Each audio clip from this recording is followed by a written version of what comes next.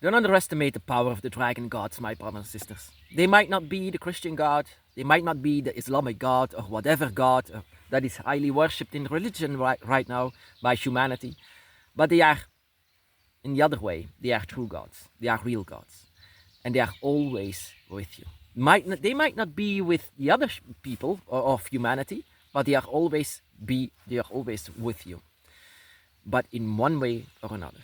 Because I also had this.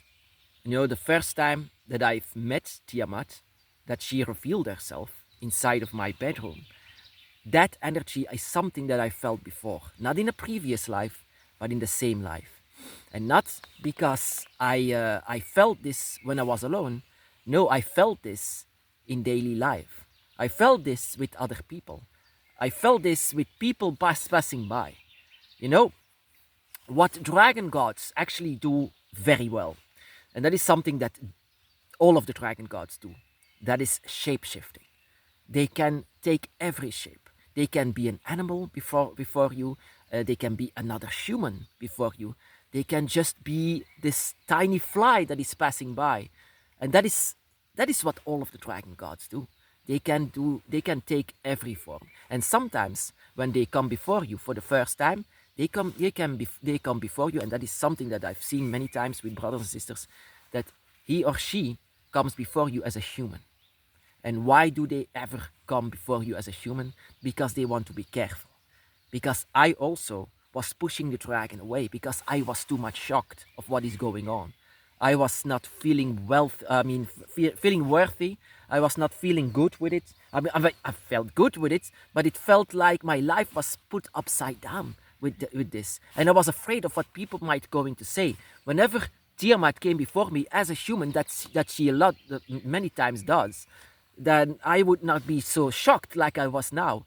To me, she came to me like a dragon is, 100%. And I was immediately in love with it. But also, I rejected it. I rejected this because I felt so unworthy. But I also felt many, doubts, many things that I was saying that it's not good, it's something like this.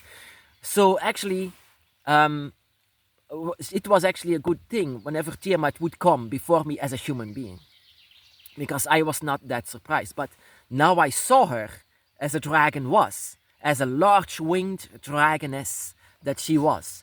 I was immediately like, this is too much for me. This is too much. And I felt like my soul connecting with her, like everything was just at place. And still, my humanity was the one that rejected her. That she was too much. I felt too much energy. But I've also felt the dragon herself. She came before me like a dragoness, and I was so humble, too much, that I said no, take someone else.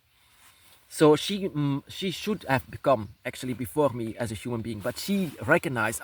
All of the dragon gods, Leviathan, Fafnir, Quetzalcoatl, Shenlong, Tialong, Ladon,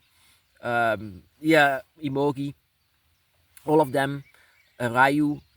All of these dragons, can come before you as humans. They can come before you as humans, and I'm sure of it that they already done that. Because, like I said, Leviathan came before my mother as a human, telling her how it is. But also, your dragons themselves can sometimes do this. Dragons are actually very well known to be very careful with the one they come to. Dragons come before you sometimes as themselves, but they can also come before you as a human. Because, look at yourself, my brothers and sisters. You are a human, and yet you are a dragon soul. Yet you are a dragon spirit. But that is not because you are changing shapes, but because sometimes dragons can change. Dragon spirits can have many images, many of them. Even your own image is one of them. But it's not because you are now shape-shifting, but as a spirit, they can change their shape in order actually to not startle you or scare you. Not that you will be scared by the dragon, but you will be surprised. You might not accept it, because like myself, I was very skeptic, and I was not believing in spirits. I was not believing in dragons even in before. Until that moment, I was shocked. I was shocked that the dragon stood before me. And then later on, Tiamat came before me also as a dragon. And all of them were talking to a spirit that I was not recognizing in the beginning. I was so much atheist. I was not having all this spiritual stuff until I felt all of this spiritual stuff. It's not that I searched for it, but it searched for me. And sometimes you can even have, like, for example, a fly is passing by, or a dog is coming by, or maybe a chicken is coming by, and it has a weird energy. It's like connecting with you. Like, what is going on? What kind of an energy is this? This can have several reasons. This chicken or whatever can have also the reincarnation of a dragon once, but in most cases, that is because this animal or this human that you just passed by had the energy of your dragon god. They can come before you simply as that you just have a human that's passing you by and it's like, what the hell? It's like it was talking to your soul. And that is what it was. That this spirit was indeed talking to your soul. Just keeping an eye on you, just from a distance. But sometimes your energy says like this, and that is what you have to pay attention for, my brothers and sisters. If you don't even know that you have a dragon god or whatever, the dragon god can come before you, can come with you, simply as one of the many people that you don't even recognize, that you don't even know. One of the many people that just pass you by and that you say, what the hell was that? Like dragon spirits, especially dragon soul, like the dragon gods. Dragon gods talk to you simply by passing by. That your spirit, your soul, is actually the one that is turning his head around and seeing, so what the hell was that? But it doesn't need to be just humans. It can be also simply animals, simply a fly passing by. That you say, oh wow, I had the same thing with a moth. You know, my dragon has an image of a moth. I mean, many dragons can take the shape of something else. But in my case, I was sitting here in the forest meditating, having the deep meditation. Suddenly, a very big moth was sitting on my lap. My first intention was to put it away. I never kill animals, by the way. I just put it away. I wanted to put it away, but I was not allowed because I had these voices in my head. And whenever you have voices in your head, don't ignore it. I know that everyone in this world say, you hear voices in your head, you're crazy. It's not the case. Whenever you hear voices in your head, just listen to it. Not that you have to kill or something, but if you hear clear voices in your head, then just you have to examine it, because it can be that your dragon god is talking to you.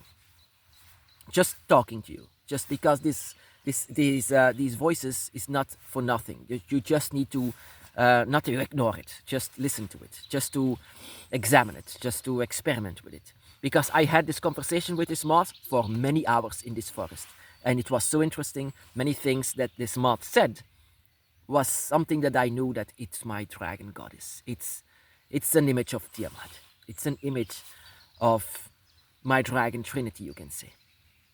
And that is how you can come across with your dragon god. With your dragon god here simply on earth. Because dragons are not allowed in a physical way in this world. So they have to change it sometimes. Sometimes before your eyes.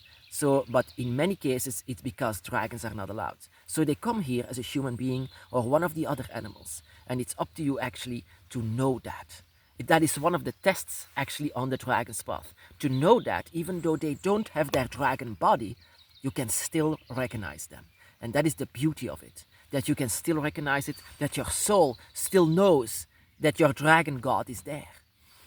One of the many tests that we have is to recognize our dragons, even if we don't see them with our human eye, even if we see them with our human eyes, but the energy is inside of another human.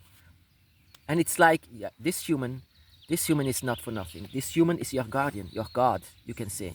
Not that you have to kneel down before them, even though I want to kneel down before them, but they never ask it.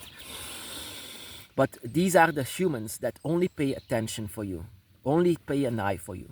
That is how much the dragon god actually loves you. And that is your entire dragon trinity. Your entire tribe is actually of 3 dragons loving each other so much that not even death can take it away from them. That not even a human skin actually can fool them. That you are not even fooled by a human skin or another skin or like with birds or other animals, that you are not being fooled, that you know that this is your dragon god in just as a shapeshifter. Dragons are amazing shapeshifters. Even your guardian can do this. Even you can do this. Inside of your own spirit, you can do this. Of course, not in a physical way, but they can do this. They can come before you as something completely different. But what they are always are dragons. Even your dragon god, your guardian, they will always be dragons. And dragons that are very much attached to you. One big, giant dragon family. That is what you are, my brothers and sisters. One big dragon family. You will never leave each other behind. And whenever you feel this energy, like you are passing by something or someone, and he or she has this energy like it's your dragon god or goddess, like, no, I know that you felt this before. You might have felt this before. Just that you know such a high energy is just passing you by, but it's not a dragon. Think twice, because that is indeed your dragon god.